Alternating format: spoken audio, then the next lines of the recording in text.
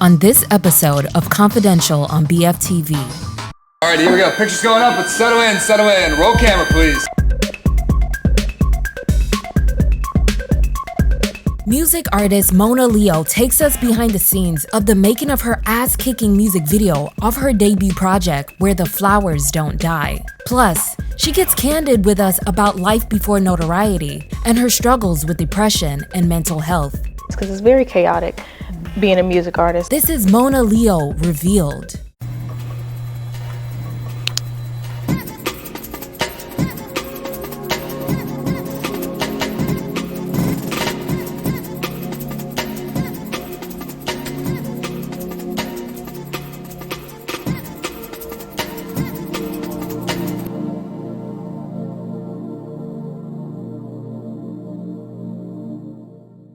After spending most of 2020 recording music and posting videos on the Triller app, the Houston native single Beating Down Your Block garnered social media buzz and finally jump-started her career. The video that now sits at over 26 million views on YouTube generated over 3 million streams on Spotify alone in just a few weeks. She says she wrote the single to motivate her following a breakup and past struggles.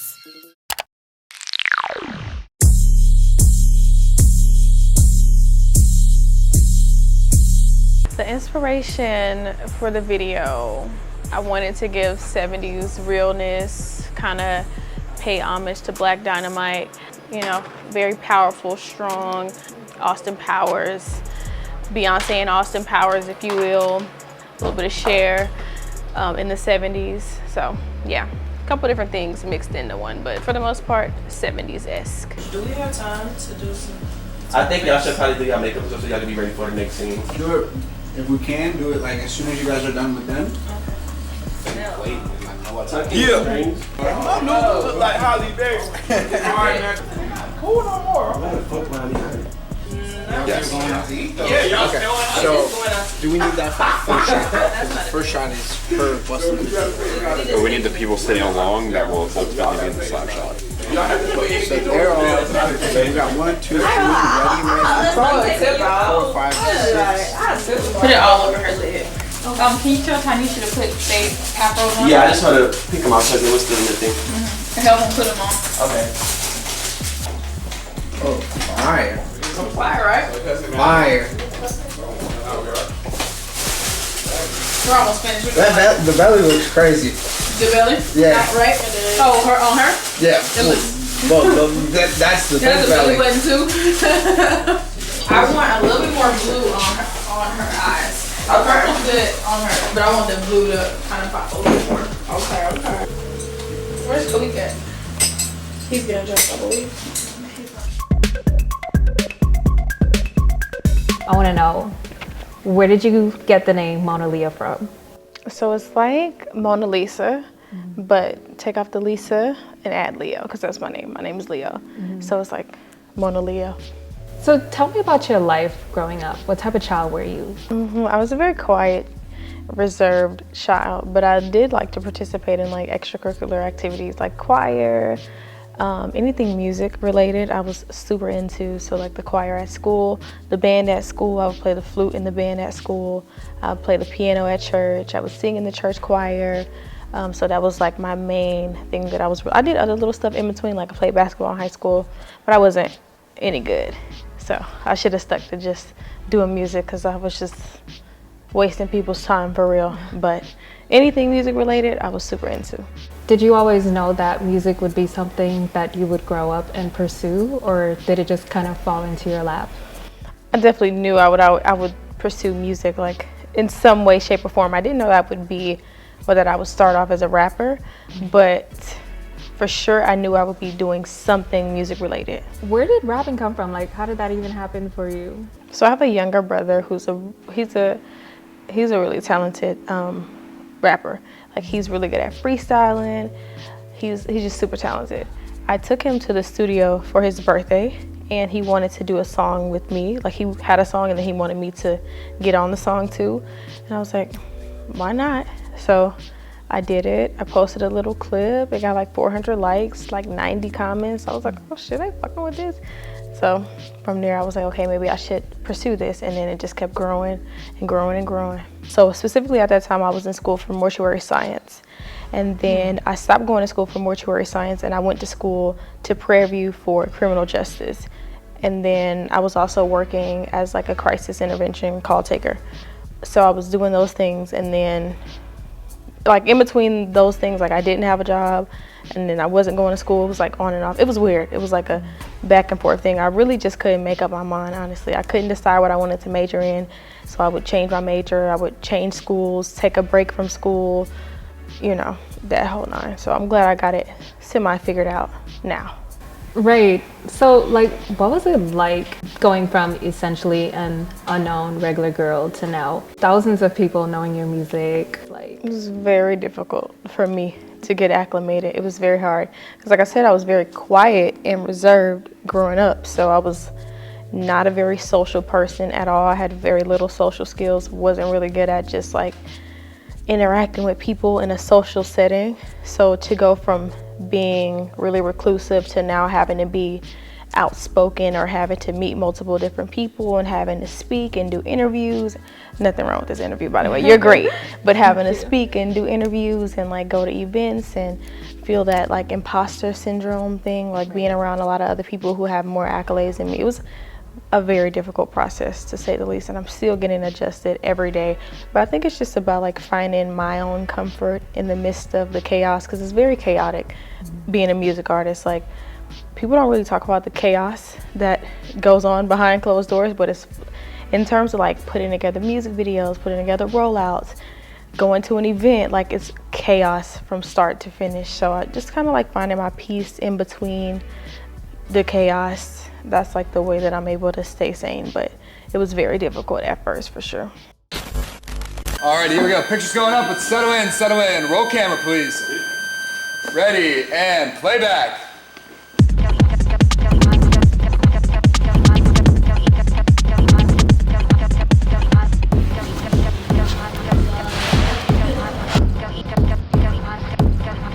Hey, cuties. Yeah. The pregnant mamas. This is my first music video that I'm shooting where I'm visibly pregnant, and so I just kind of want to like, you know, just lean into like all of the shit that I've been hearing and seeing over the past few months, like just a little gossip and that type of stuff. So I wanted to really lean into that, and you know, just let people know I seen y'all talking shit.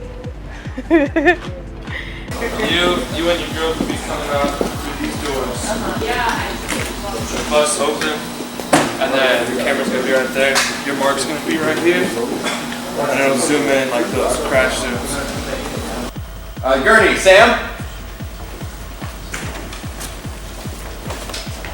Leah.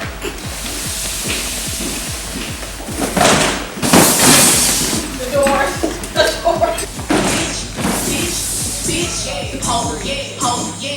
As fast as y'all can, y'all gotta like speed walk, but like just get there sooner so that way you're saying the last two bitches on beat. Yeah. Leah.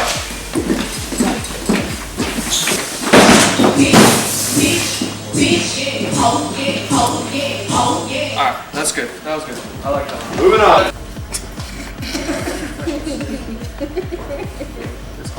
Okay, I like that too. You good there?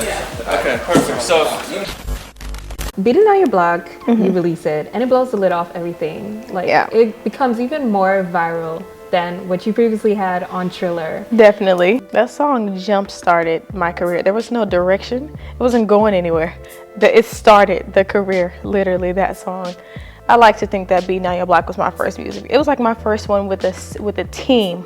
Right. Let me say that. It was like my first one with a team and like a production crew. Like the other video that I had shot like on my own was like a local videographer, but he was really great. It was me just doing crazy stuff in the video.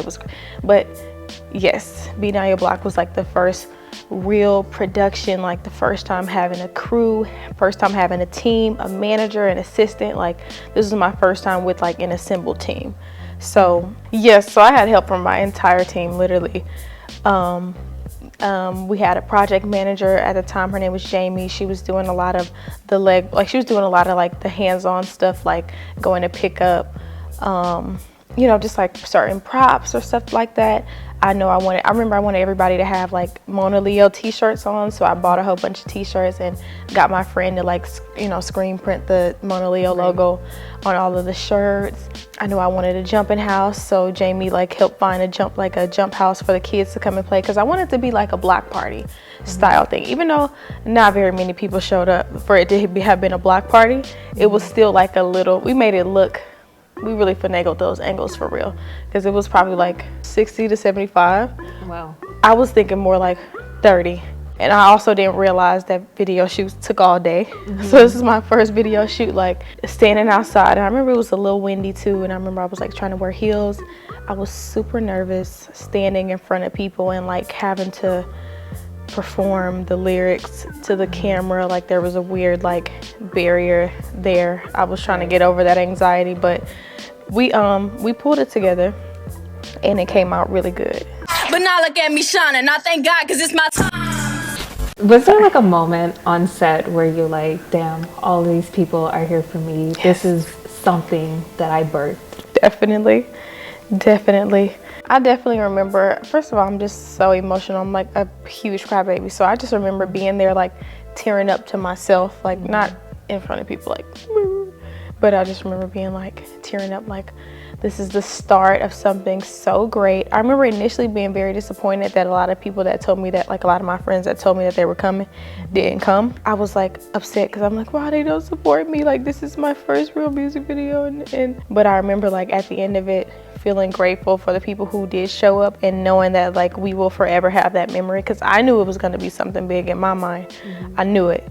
And I remember trying to explain to people like this is not something that you want to miss. Like you really want to be a part of this. Like you should come. Like you should definitely get in the video. And it was like some of my friends came, but they didn't want to be in the video. And I was like, no, you got to get in it. Like this is gonna be crazy. It's gonna be major. Like I'm telling you, just trust me. So definitely towards the end, I was like just grateful for the people that were willing to participate and just wanted to show up and support me. So I felt definitely was a surreal experience for sure. And that's something that we still get to laugh about and joke about and like smile and be proud of to this day. And we get to watch the video, and now 20 million plus people have also seen us in the video, just doing whatever, having fun. So it was good. I'm not for the game, so bitch, you better watch your mouth for me. Shortly after, you were featured in Beyonce's Ivy Park campaign. Like, how in the world did that even happen? Yeah, that was a really crazy experience. Like, I love Beyonce. I'm from Houston. She's from Houston. I grew up on Beyonce. She's obviously my idol. So to have gotten a phone call from her team, and they were like, oh, well, Beyonce wants you to be in the Ivy Park campaign. I was like, Beyonce who? Like, dot Beyonce.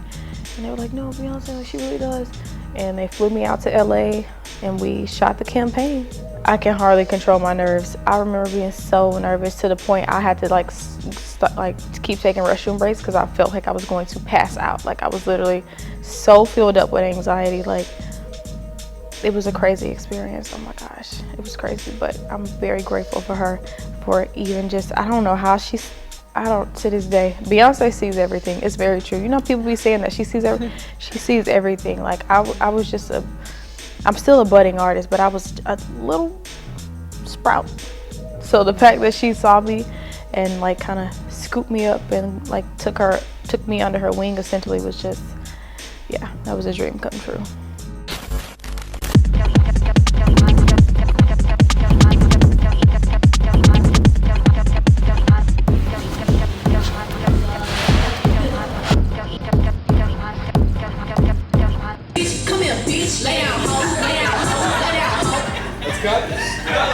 Yeah, let's just be a little bit quicker. Like, you tell them something. Okay.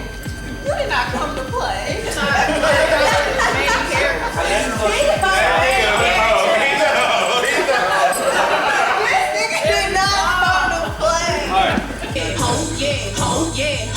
here, bitch. Come here, bitch. Come here, bitch. Come here, bitch. Come here, bitch. Come here, bitch. Come here, bitch. So the vibe for my upcoming project is just authenticity and genuineness and just being raw in those emotions, the good emotions and the bad emotions.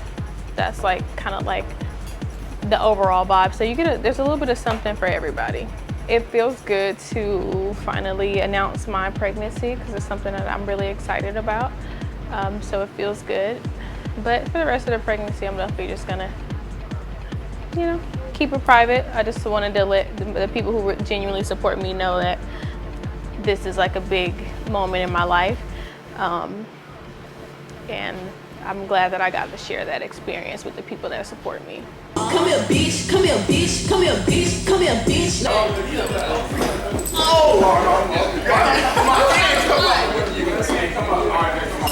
Just jump when it jumps too. Yeah. Yo, everybody. Yeah. Alright.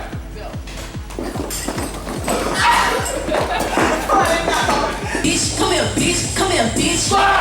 Lay down, home. Lay down, Hey, ooh, I'm a pain bitch, yeah. Perfect.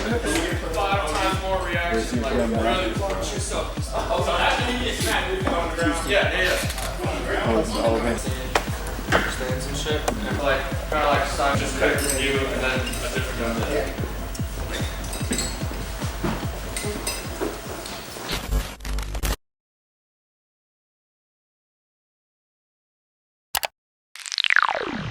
Although her rap style has an assertive, forceful edge, Leo has never shied away from her vulnerable side. It's what helped her garner a devoted group of fans who find solace in her music. Leo's become an outspoken mental health advocate, and she incorporates it in her artistry. You touched on things on your socials that were very familiar to me, like mental illness and suicidal tendencies. And I was like, wow. I really didn't see many female artists actually open up, especially that early on in your career. You had just celebrated 8 months of no suicide attempts, and you even went as far as publishing a suicide note from a few years ago. Take me back to that time in your life and why you felt it was necessary to get so personal. First of all, I've always had those experiences. I've always, like I said, been very quiet, very reserved. So I've always felt outcasted. So it's very difficult, especially as a young Black girl, to figure out my place in this world. So obviously with being misunderstood, you just feel like no one cares about you, no one loves you, no one blah, blah, blah, Right. And I really got in that mind state, and I remember being there for a very long time. Like that was kind of my personality, was just literally like feeling like people didn't care about me. Like that became a part of me, and it was so natural. Every day I would just wake up and like immediately just those thoughts would flood my mind, and they would stick with me throughout the entire day, and that went on for years on end, years. And that led to me just having to do a lot of compromising things to fit in with people, or just accept a lot of treatment that I didn't need to accept, or subject myself to just being mistreated by people just for the sake of like feeling accepted or feeling loved or feeling like I fit in somewhere. So once I realized that, it just would take a toll on me. It just took a toll on me. So from there, I just kind of like decided that my life wasn't worth living and that no one would care if I was here or not. And then from there, it just was the multiple different suicide attempts, being hospitalized year after year after year, like once a year. It became like a once or twice a year thing, like me being hospitalized for a very serious suicide attempts. Obviously not serious enough because I'm still here, but serious. They were serious. They were definitely serious. But I got to a point in my life where I was just like, and this is right before I wrote Beating Down Your Block. I got to a point in my life where I was just like, I don't want to accept being abused by people. I don't claim that anymore. Like, I don't want to claim that energy. Like, I had always just looked at myself as like abused, battered, weird, outcasted, not loved, not appreciated, not valued. Those were characteristics that I accepted. And so I decided that I just didn't want to be associated with that anymore. And with that being said, I wrote Beating Down Your Block to kind of instill some confidence like back into myself. It was kind of like manifesting a more confident version of myself. And that was kind of like my mantra. Like every day I would play, before, like 6 months before Beating Down Your Block actually came out, like actually was released, I would play it every single day, multiple times a day, and it just to like kind of build myself back up. And I really couldn't believe that I had made a song like that. I love that song so much. It was so personal to me. And I was just like, it helped me so much. Like literally that song alone helped me so much. So by the time that I ended up putting the song out, I got to see my life change, and I kind of got, this is not the best thing to say, but it's real. I got like external validation from people.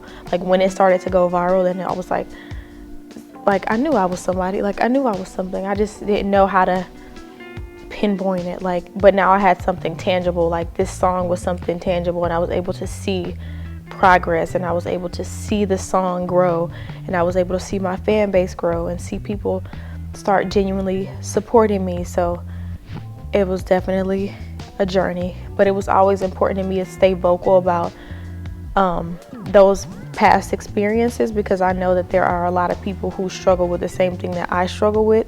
Like you are a perfect example, who might not necessarily reach out personally and say like, oh, I'm struggling with this, but they see it and they receive it, and we're able to connect on that level. Whether we speak or not, we're able to connect, and they just kind of get a little bit of inspiration from me. And I know that's what I really needed at that time. So to be able to be that person for other people was the only thing that I ever wanted to be. Like above being a singer, above being a rapper, I always wanted to be able to help other people. So the fact that I'm able to do that it's like one of the main reasons why I'm constantly vocal about where I've come from, per se, because I'm not in that space anymore. I go back and forth. But it's not nearly as bad as it used to be. Like I have a lot more control over my emotions now versus back then. And it's because I realized there are a lot of people who look up to me, who are directly inspired by me, and who are kind of following in my footsteps. Right. So it's really important that I stay vocal about that type of stuff. What do you do to combat those feelings and those dark thoughts? I make sure that I reach out to somebody. That's number one, because that was something that I really struggled with. And had I reached out to more people back then, I would not have had like as many of those crazy attempts as I had. But I was really thinking that nobody cared and that nobody was there for me. And now if I feel like that, immediately I reach out to the people that I have deemed like a part of my immediate support system, that I trust and that trust me and that I love and that love me. So immediately I reach out. And then I just do all of my other coping mechanisms like journaling, or I might go do a self-care day, go get my hair done, my makeup done, eyelashes done, facial massage, all types of self-care stuff. Like that's another coping mechanism that I have, like just loving on myself and just reminding myself that my life is worth living and that if no one else loves me, I love me. Like it's crazy to think that no one loves you, because there's somebody somewhere who loves you. People just don't realize like how permanent of a decision it is to like take yourself out. Like it's such a permanent decision, and you don't get to come back from stuff like that. And I just think about if I had eliminated myself like all those years ago, I would have never been able to see how my life was getting ready to change. And I would have cheated myself of like that reward. I would have cheated myself of like the fruits of my labor, like all of those hard years of like trying to figure myself out just to give up. It would have been, it just would have been done in vain. I wouldn't have been able to see, my impact and how I'll be able to touch people. Like I wouldn't have been able to see it. And so I just wish that people would just give themselves a little bit more grace a year from now, 2 years from now, 5 years from now, it's like the most insignificant thing ever. You probably don't even remember what you were upset about. Leo's past struggles with grief inspired an emotional ballad titled Miss You Already, and she accompanied it with a mural and lantern release in Houston, Texas, to pay tribute to those no longer with us, and also to bring awareness to mental health and suicide. So that song, I just really wanted to like pay homage to all of the people who had supported me along my journey, who are no longer here to see things continue to change and continue to evolve. Like there were people in the beginning of my, when I started rapping, that were so supportive of me, and they've just passed away, you know, just whatever has, like, just life things that go on.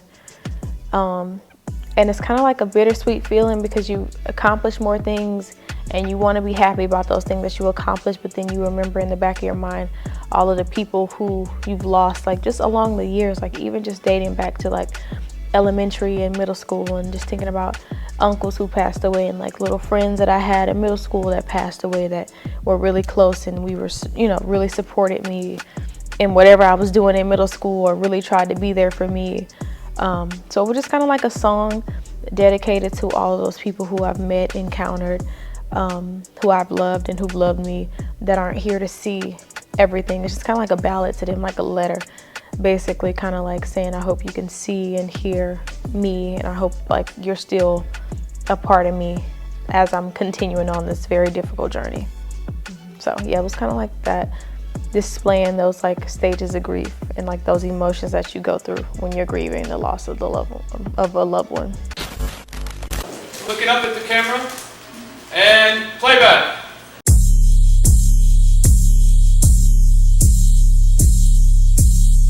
Probably will take some time off because I did spend these past 9 months just recording content and doing shoots.